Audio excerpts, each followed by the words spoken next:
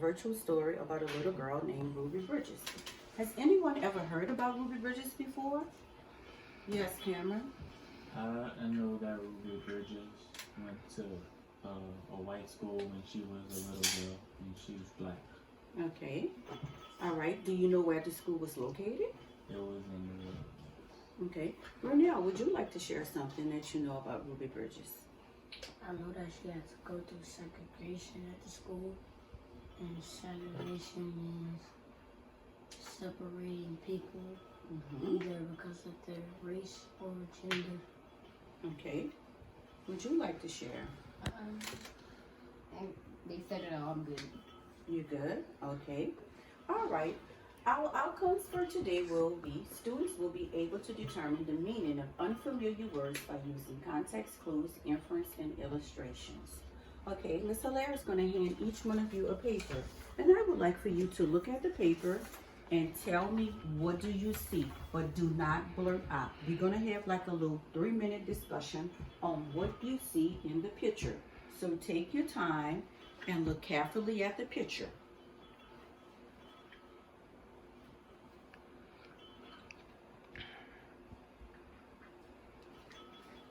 Cameron? I see that there are 2 water fountains, one with the word color above it and one with the word white above it. And there's also a colored man at the colored water fountain, and he's looking over at the white water fountain. Okay, Ty, would you like to share with us what you noticed? But I think Renell has something good to say. Okay. Renelle, would you like to share? I noticed that the black man, he was looking at the same for the white people, and he looked like he was disappointed. Why did he have to have a dirty sink? Why couldn't he just have the same one as the white people? Do you think in the black man's mind that he's thinking this water fountain is real dirty and maybe I should just take a chance and drink from the white one? Yeah. Do you think he's actually thinking that, or could that be a possibility that or the thoughts that's going in his mind? Yeah. Yes, ma'am. Okay, because he looked like he's actually drinking from the water fountain, but at the same time looked like his eyes is focused on the water fountain that says white, correct? Correct. Okay, all right. So, Miss Hilaire would like to know how you would feel if you was this black person in this picture at that current time. I'd be really upset too, and I think I want to also just go for the white one, but knowing that there's a chance that something bad could happen, I probably would. Okay, so you said a chance that something bad could happen. What would be the consequences if he probably would drink out of that water fountain? They probably would give him a fine or try and beat him up or something. Okay, Renelle, I believe they would bring him in prison. they would bring him to prison. If I was him, I'd kind of feel a bit peeved about it, but still thinking about what can happen if I do go for the water fountain. Mm-hmm. I'll still be mad that I'm stuck with that one water fountain. But I can't go to the other water fountain without having to get arrested. Okay, so how would you feel? I would be angry. You would be angry? Okay. So, we all know that as a black person during this time period, it was very difficult for us. So, we're going to watch the virtual movie of Ruby Bridges, who went through this time period as well. Okay, and as we are watching the movie, this is what Ms. Hilaire wants y'all to pay. You're going to be looking for the meaning of unfamiliar words by using context clues, inferencing, and illustrations.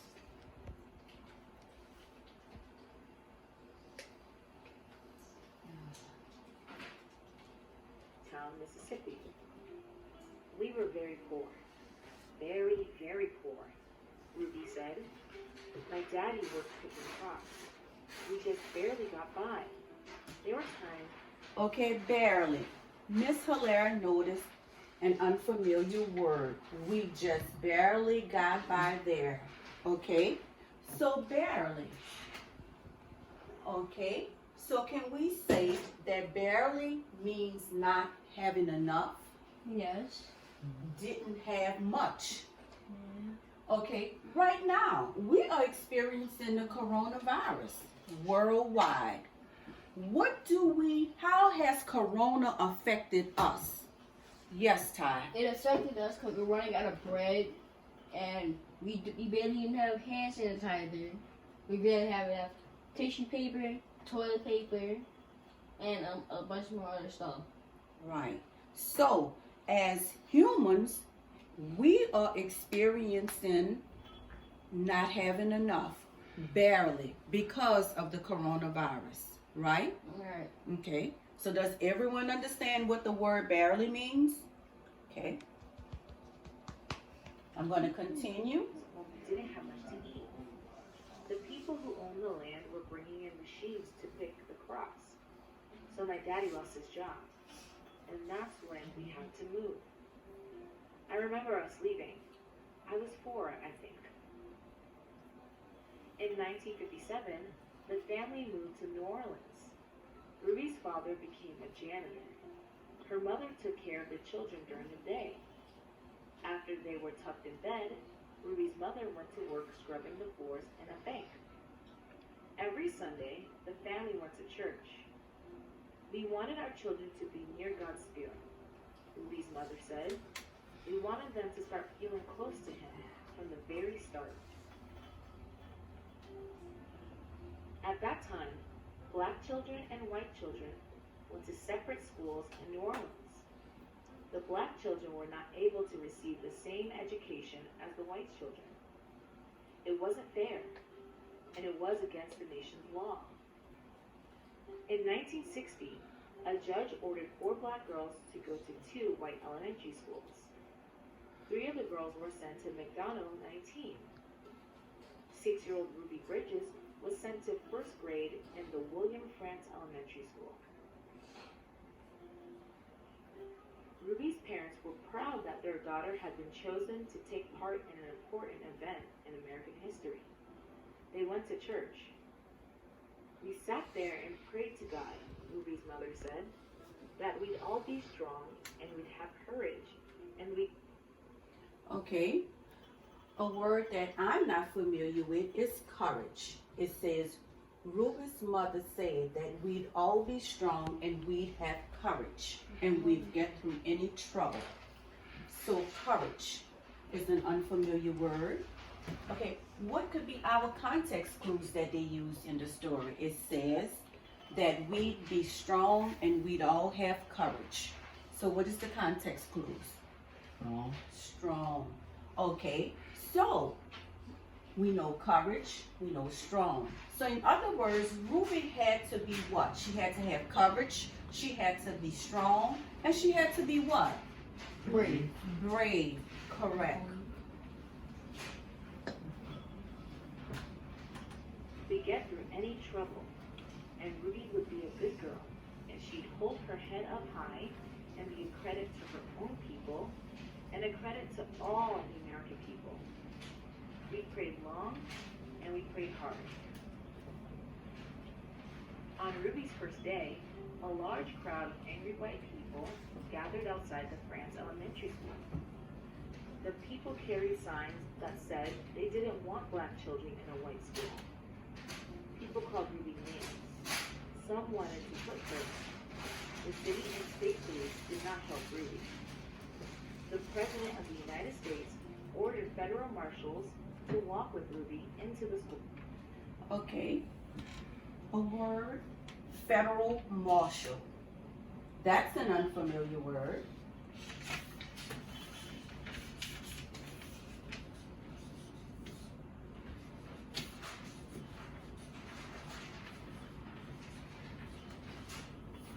Okay, Cameron, can you come to the board? Well, first of all, can you tell us what is a federal marshal?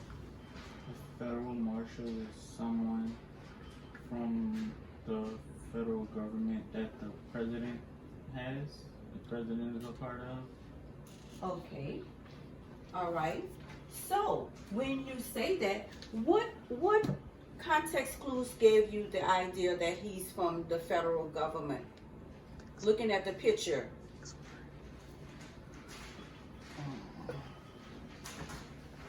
He has a suit on. A suit? But what do we see here? Yeah, it's like a suit and a badge. Okay. So can we say maybe he's a police officer? Yeah. Mm-hmm. Policeman? Officer? Or officer? Okay. All right. And what meaning? What meaning could we say? Like a federal officer. A federal officer.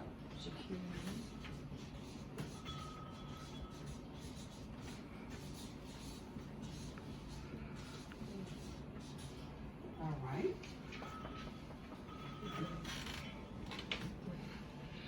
Renelle, I need you to pay attention, sweetie.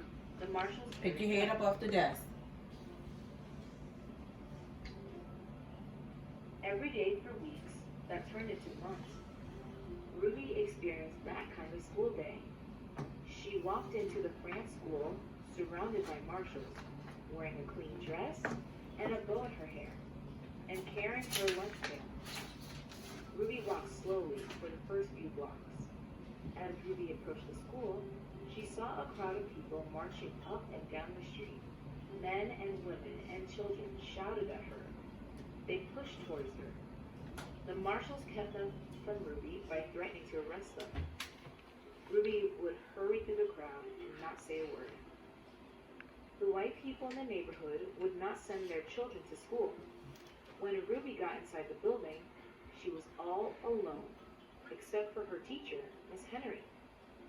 There were no other children to keep Ruby company, to play with and learn with, to eat lunch with. But every day, Ruby went into the classroom with a big smile on her face, ready to get down to the business of learning. She was polite and she worked well at her desk, Miss Henry said. She enjoyed her time there. She didn't seem nervous or anxious or irritable or scared. She seemed as normal and relaxed as any child I've ever taught. So Ruby began learning how to read and write in an empty classroom in an empty building. Sometimes I look at her and Okay, wonder Miss how Hilaire's she gonna lived. pause the video right now. Now guys, I'm gonna hand you out some papers. And what I want you to do is, I want you to fill out the blanks where it says unfamiliar word, context clues, and meaning of the word. I want you guys to actually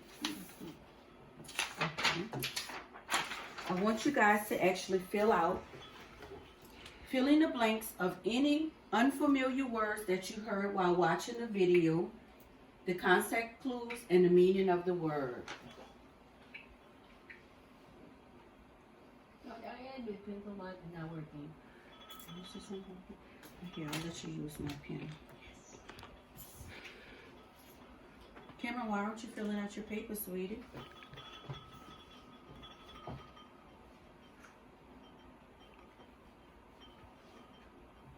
Renelle, come on. I heard the word anxious. I heard Wait, how you spell lunch anxious? pail. Yes. How you spell anxious? Now, how you spell anxious? A-N-X-I-O-U-S. A-N-X-I-O-U-S. Okay. Renelle, what's the problem, darling? What happened to your pencil?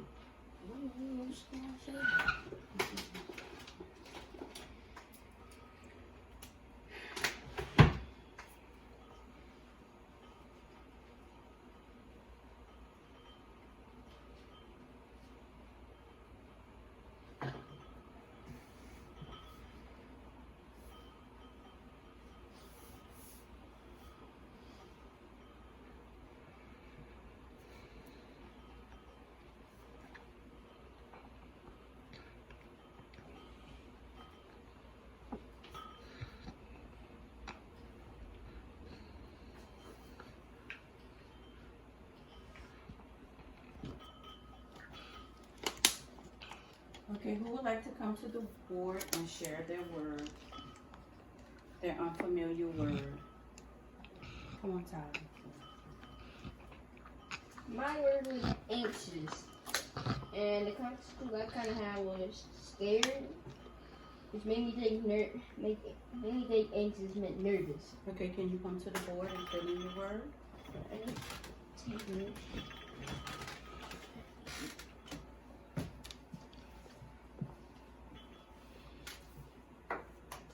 So how to spell anxious again? Take your paper, sweetie.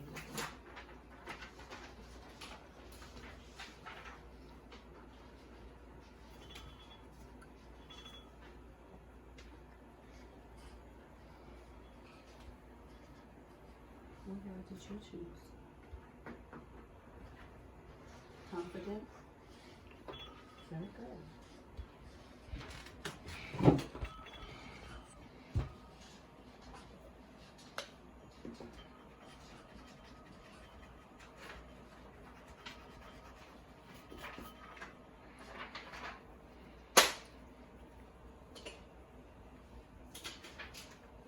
Thank you, Tyler. Now, what was your unfamiliar word?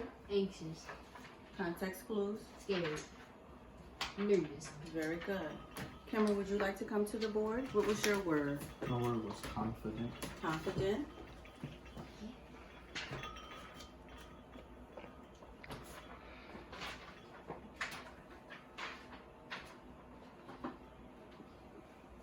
Good job. You chose lunch pail. Good job.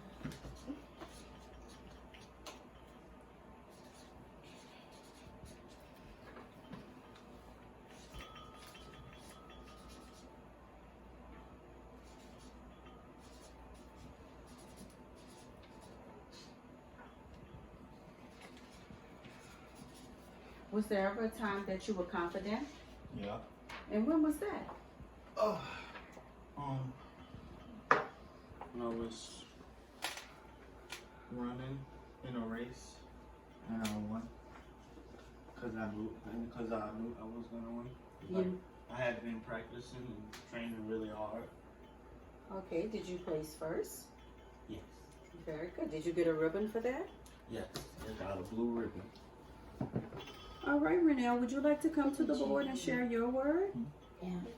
Okay, so you have lunch pail. All right. So lunch pail is an unfamiliar word for you? Yes, sweetie.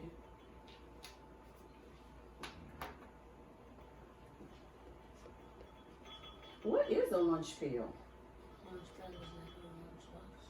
Oh, it's like a lunchbox. And what do you do with a lunch pail or a lunchbox? Oh, you put your lunch in it when you're going to school. Very good.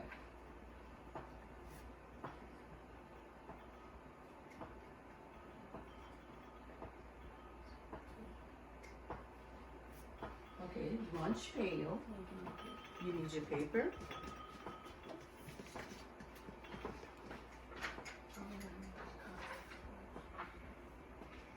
Okay, your context clues you said would be lunch.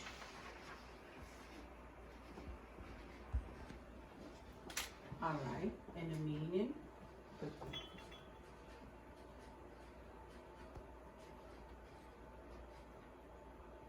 Lunchbox for food. Very good. Okay, guys, you did very well. And our outcomes for today was to determine the meaning of unfamiliar words by using context clues, inferencing, and illustrations. Okay, and we did just that. We watched our movie and you guys were able to tell what happened in the story looking for unfamiliar words, context clues, and using your illustration when we did this. Okay, guys, look. I'm going to give you this for homework tonight, and I want you to share it with your parents. It's Ruby Bridges and Bravery. It has comprehension questions on it, and it has answers that you need to fill in, multiple choice answers. Ms. Hilaire is giving you this extra practice for homework because we're going to be getting ready for our LEAP testing. And when you get ready for the LEAP testing, it's going to consist of comprehension questions and an answer response, okay? Yes, ma'am. I want you guys to know you did very well today, and I'm so proud of you. Give yourselves a high five. Job well done. I like how you were engaged in today's lesson. And everyone gets 10 minutes of extra research.